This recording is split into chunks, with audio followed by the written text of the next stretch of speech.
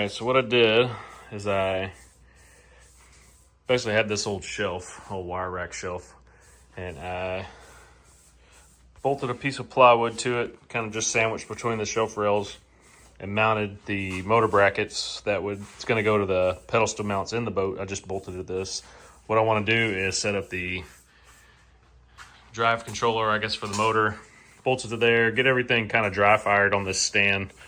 I'm gonna get the battery set up, the bus bars, the controller, the drive controls, all that set up on here. That way I can get everything dialed in and calibrated. That way when it's on the boat, all I gotta do is basically hook it all up and go at it. So that's the goal. I'm gonna work on getting the drive controller hooked up or bolted to the plywood, get that hooked up, get the controls set up, and then I might start working on the battery and the charge controller and a couple other things. My goal is to get the whole shelf kind of populated with all the electronics controls I'm going to put on the boat for the 48 volt system, and test everything, get everything dialed in, and go from there.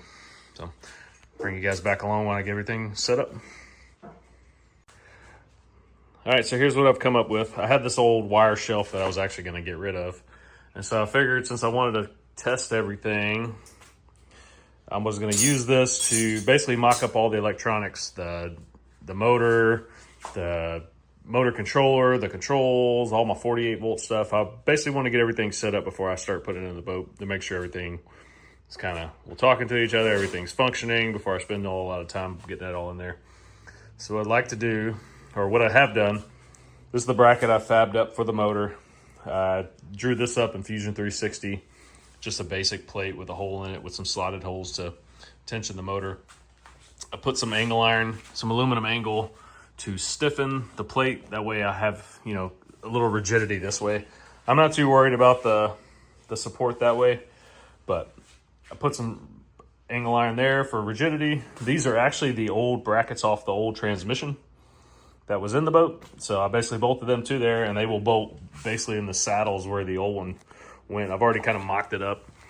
I had a bunch of video, but got a new phone and kind of lost all that. I do have to trim a little bit here to clear the old engine bay, but so far so good. The pulleys are off Amazon.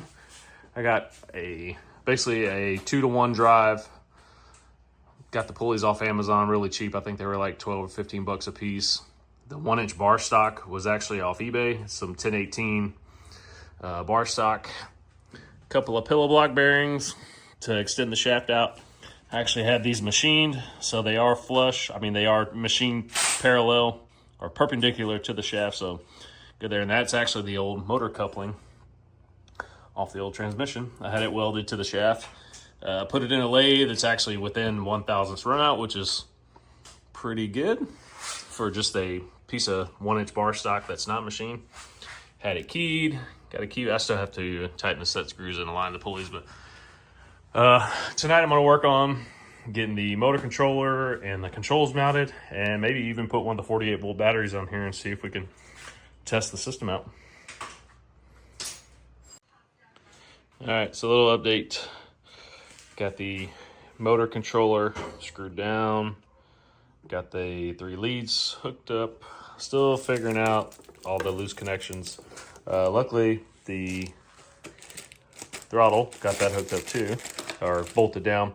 Luckily it comes pre-pinned, mostly for everything you need for this golden motor controller setup. So I think I'm mostly good there. I think there's one termination. I'm not 100% sure what that is yet, so I got to figure that out. I got to hook the 12 or the 48 volt up to there when I run my wire. I got my contactor mounted, so I'm going to work on getting some heavy gauge wire for that. I have a fuse I'm going to put in line, one for the 48 volt for the motor, and then one that goes from the battery to the bus bar. Got 2 decent quality bus bars, so I'm not sure I'm going to put them right there. I might put a board across here for some of that controls. Also got a handful of these Blue Sea disconnects, so I'll probably mount a couple up there, one for the motor controls, or one for the motor, one for the 48 volt system, and then one for the battery disconnect. So yeah, I'm gonna keep going on. I got a bunch of components and stuff, and I got a whole box full of other stuff that I've bought for this project. So I'm gonna keep going at it. Oh, also got the battery, one of the batteries sitting down there. So I'm gonna keep working on mocking all this stuff up. We'll go from there. All right, back at it again today. So I got the bus bars mounted to put a little sheet of plywood down there to give me something to originally mount to while I'm doing all this testing. But got that mounted, got a disconnect on the 48 volt side, the positive side. These bus bars had some pretty good reviews on Amazon, so I got those. For what I'm using, they should be fine. I kind of wish I would have went with the M10 stud. These are the M8 versions. So I might actually use this for my 12 volt bus bar, and I will upgrade these to a M10 version once I put them on the boat, permanently. But off of that, I've got two 6-gauge lines coming up to, I have a fuse. This isn't part of the fuse, it's just a double fuse holder to my contactor going to the motor controller. I went ahead and put the bus bars because I want to put the 48 volt charge controller. I have some solar panels on that I'm going to temporarily set up and try to get the Victron charge controller. And I still need to add a shunt to the ground side before the battery, but just for right now, I wanted to test the motor functions and make sure that's all good and make sure my homemade gear drive works. So I still need to figure out some of the connections here with the motor contactor and the key switch. I'm not sure what I got to do there, but I got the manual for that controller, so I'm gonna look into that and download the app, and hopefully when I bring you guys back, we'll be testing this motor for the first time. So, all right.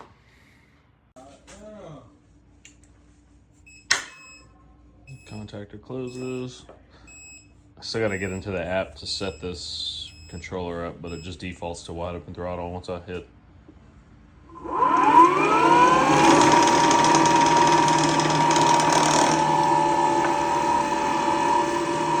Got a little vibration I gotta figure out.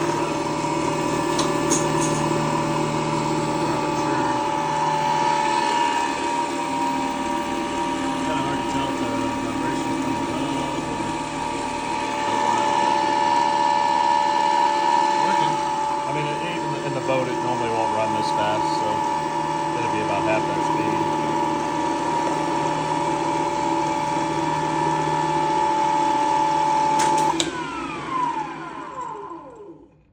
But pretty cool. All right. Key switch on, disconnects on, got the cables done. That was the contactor locking in. I can't program the throttle because I don't have a fucking Android device. China fucking controller. But if I put it to wide open, it defaults to wide open, which should never run that fast, but it's working. Got a little vibration, which might be like offset key and some other things, but figure out the vibration, and it'll never really run that fast anyway, so I'm not too concerned with vibration. It's working. All right, got the app working. I think I got it calibrated in. We're gonna give it a shot.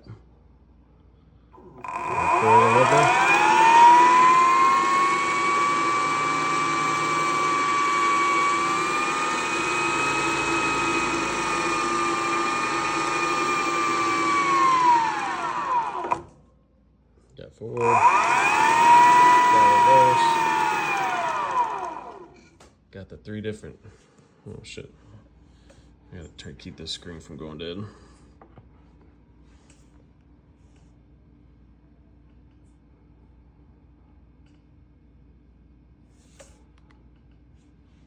It's got 3 different selector modes: efficient, normal, and like a sport mode. When you change it, I guess it changes the rotor reference speed. Yeah, it goes from 2,700 to 4,500. So yeah. Shut it down, go reverse.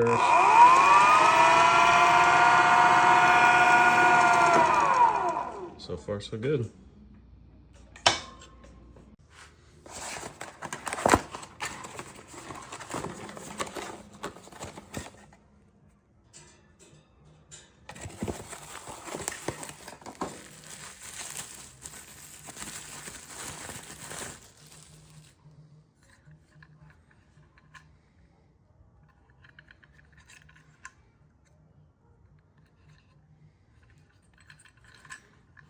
All right, we'll work on getting this mounted to the board on the bottom and see if we can get it set up in the app.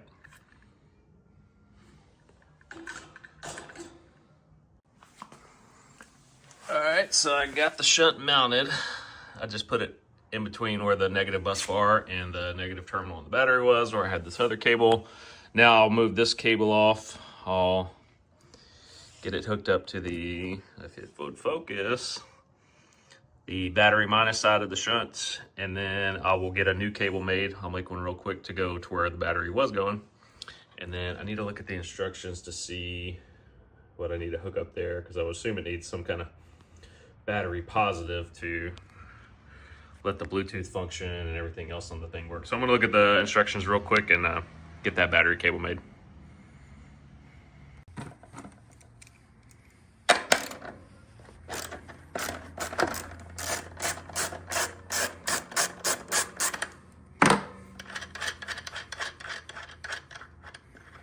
All right, so I was reading the instructions, and you do need to put your battery positive to the V battery input on the smart shunt, which makes sense because it needs voltage to work right, along with, you know, monitoring the negative side of it. So I'm gonna attach it to the terminal block on this side of the disconnect. That way, when I have the main disconnect turned off, I won't have a very minor, you know, slow drain on the system, even though I'll have plenty of battery, so I'm not really worried about that at the moment. But just for now, I'm gonna set it up this way. That way I can isolate it from the system. And then I still need to make the negative cable for that and move that over, and then we will be able to hook up the app and test it out and set it up.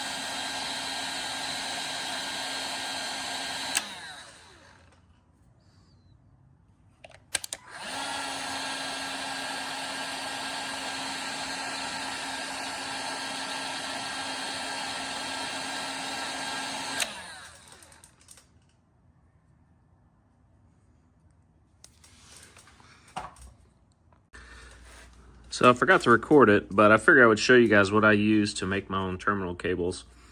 So for this boat project, I will eventually use marine grade. I believe it's aluminized copper. There's a special like cabling for marine grade stuff. This stuff is just some good quality stuff from the auto parts store. It's a SAE 0 gauge wire. And what I use to crimp, I get the terminals off Amazon. They're just a basic copper lug. And I use this hydraulic crimper off of, this one's actually from Harbor Freight. That's very similar to the ones you find on Amazon. I've had this one for about 6 years now, and it's been a great little tool. Sometimes you don't get the greatest looking crimp. I mean, it's a good quality crimp. It's not going to come off or anything. It's just sometimes, like, this is the smallest or the biggest die I have for that kit.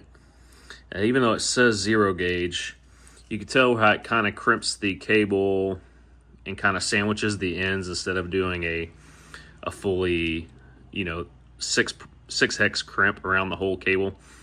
So what I'll do is if I'm doing like a 2 gauge, I'll use this 0 gauge on that, and vice versa for 4 and 6 gauge wires, depending on what I'm using. But for this heavy duty stuff, I mean, it's working for what I'm using. But when I go to do the final application in the boat with marine grade wire and good lugs, I'll probably have a die made. I have a buddy with a machine shop, and then I'll make a bigger die, and I'll do some testing on what I need for the cable and I'm going to use, because I want all those to be a good concentric 6-hex crimp.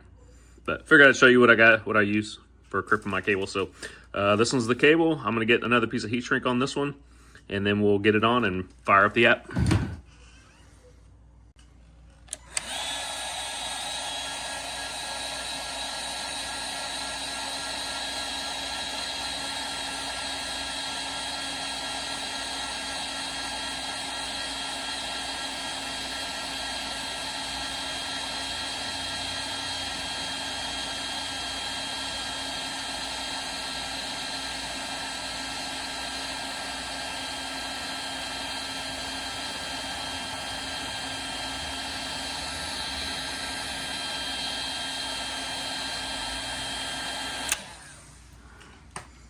All right, that's a nice clean shrink job. I like this stuff off Amazon. I can put the link in the description of the ones I use, but it actually has an adhesive in there. And when you heat down on the heat shrink and it shrinks down, there's actually a glue that will seal this joint really well. And so I've had good luck. I've been using this for years on all kinds of automotive projects and LS swaps and stuff like that. Been really good. All right, so let's get this installed.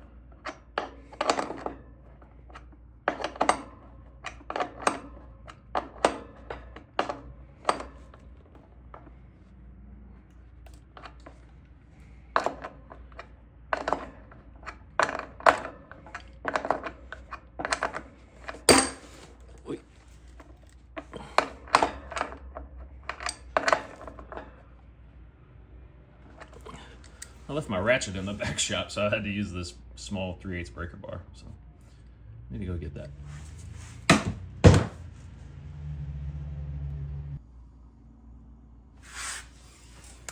All right, looks like I got it connected. It's currently showing 53 volts, which is about right. And so now I just need to go in here and set up for my battery. I guess I need to start with capacity. Eventually I will have around 200 amp hours. Right now, just for the test stand, I'm just using this 60 amp hour battery. And for the auxiliary input, I'm not using that at the moment. I probably will eventually use it for temperature, but for now, I'm not really using anything. So it's got all the settings in there. I think we're good. I'm gonna look over the menu a little bit more, but for now, I kind of just wanted to see how this thing worked if I put a current draw on it. I'm curious to see if it will show it. All right, so I'm gonna turn on the motor. All right, motor switch is on. Contactor opened up. I'm gonna put this thing in forward and see how much amps it draws.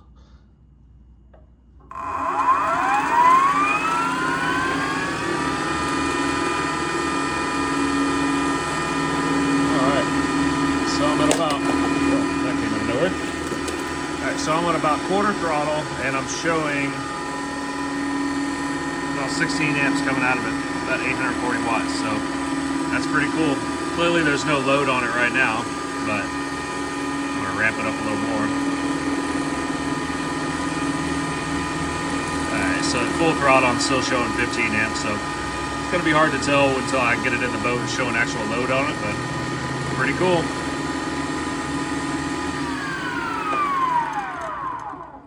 And back to neutral, and we're showing about a 1/2 amp. So this thing pulls about a 1/2 amp, I guess, at just idle condition. So I'm gonna turn it off. Contactor closes, and we're back to drawing 0 amps. So pretty cool.